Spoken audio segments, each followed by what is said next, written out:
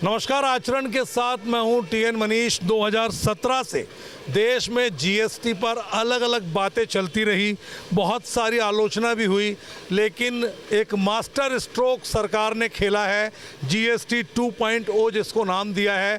निर्मला सीतारमण ने इसमें बहुत सारे ऐसे प्रावधान कर दिए हैं जो आम जनता की जेब पर बचत जो है उसका प्रतिशत बढ़ाएंगे। हमारे साथ बहुत से लोग मौजूद हैं। अमित, क्या लगता है आपको ये पूरी जो एक्सरसाइज है, पहली प्रतिक्रिया क्या है? देखिए, 8 साल पुराने गोलगप्पे में थोड़ा सा मसाला डाला है, पर तीखा फिर भी है, क्योंकि जहां आप एक तो स्लैब घटाया है घरेलू उत्पादों पर, वहाँ एक एडिशनल टैक्स भी लगाया है। सेस जहाँ घटाया है, राज्यों को किस तरह कंपनसेट करेंगे?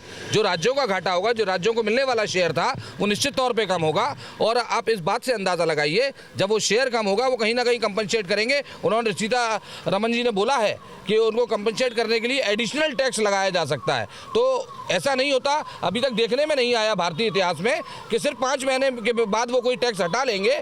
अगर एक बार टैक्स चिपक गया, और दूसरी चीज़ मैं आपको बताना चाहता हूँ, जो ये सीधा फायदा उद्योगपतियों को है, क्योंकि अभी इस पर कोई भी बात नहीं हुई कि जो एमआरपी डली हुई आ रही है, उस एमआरपी में कितनी छूट देने वाले हैं। जो रॉ मटेरियल वो खरीदेंगे, वो रॉ मटेरियल खरीदने के बाद, उसको निर्मित करने के बाद वो क्या एमआरपी उस पर लगाने वाले हैं, एमआरपी कम करेंगे नहीं करेंगे, इसको लेकर अब तक कोई बात नहीं हुई। इसलिए ये एक गोलगप्पे की तरह है, जो मसालेदार तो है, 8 साल पुराना भी है, पर हल्का सा तीखा है, और ये सीधी जनता की जेब पर जाएगा। जो जनता को दिखा रहे हैं चुनाव से पहले, वो उस तरह का कुछ होने वाला नहीं है।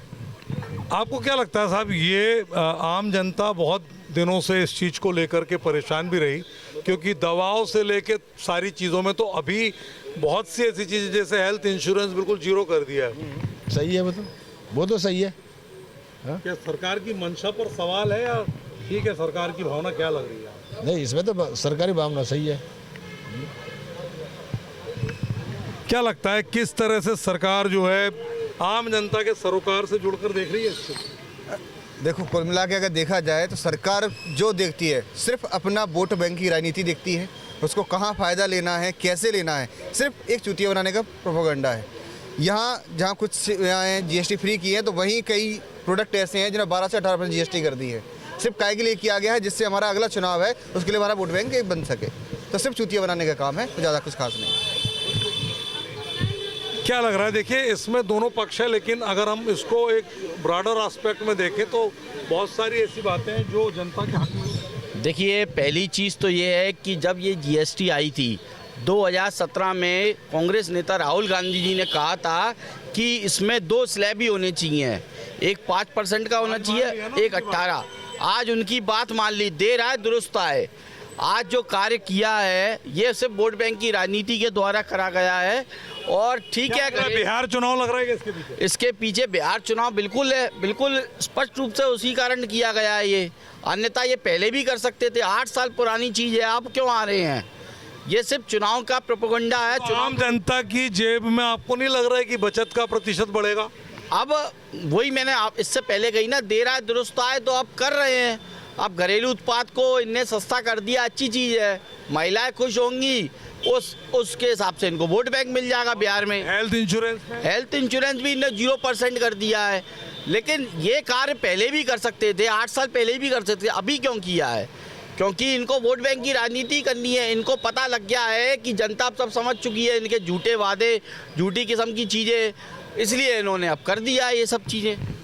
अमित, क्या लग रहा है कि एथेनॉल वाला जो पेट्रोल अभी चल रहा है, उसमें सुप्रीम कोर्ट ने सीधे तौर पर जनहित याचिका खारिज कर दी, कहा कि नहीं साहब, ये किसानों का मामला है, और इसमें ये बताया सरकारी वेंकट रमणा ने, जो अटॉर्नी है, कि इसमें जो है सीधे तौर पर एक लॉबी काम कर रही है, जबकि हकीकत ये है कि गाड़ियों का रखरखाव बढ़ गया है, गाड़ियों का एवरेज कम हुआ है। इस पूरी कवायद का क्या रिलेशन है इथेनॉल वाले? देखिए, इथेनॉल वाले पेट्रोल से आप सीधे तौर पर मानिएगा, गाड़ी छोटी चलाता कौन है? पेट्रोल गाड़ी चला कौन रहा है? पेट्रोल गाड़ी जो जेब से चला रहा है, क्योंकि सरकारी जो अमला है वो निश्चित तौर पर सरकारी गाड़ियाँ उपयोग करता है।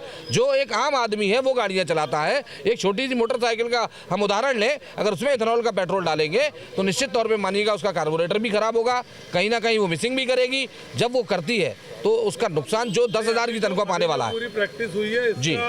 इसका इस तरह के मामले से क्या रिलेशन हम देख सकते हैं, क्योंकि पेट्रोल जो है जी वो 110 रुपए है अभी। जी देखिए, एक बात बताइए, पेट्रोल 110 रुपया है, इसको घटाया जा सकता था, परंतु इथेनॉल का उपयोग जो कर रहे हैं वो जब सीधे तौर पर, एक बात है 10,000 की नौकरी करने वाला एक आदमी, आपको लगता है कि 3800 रुपये का हर महीने उसमें कार्बोरेटर डलवा पाएगा?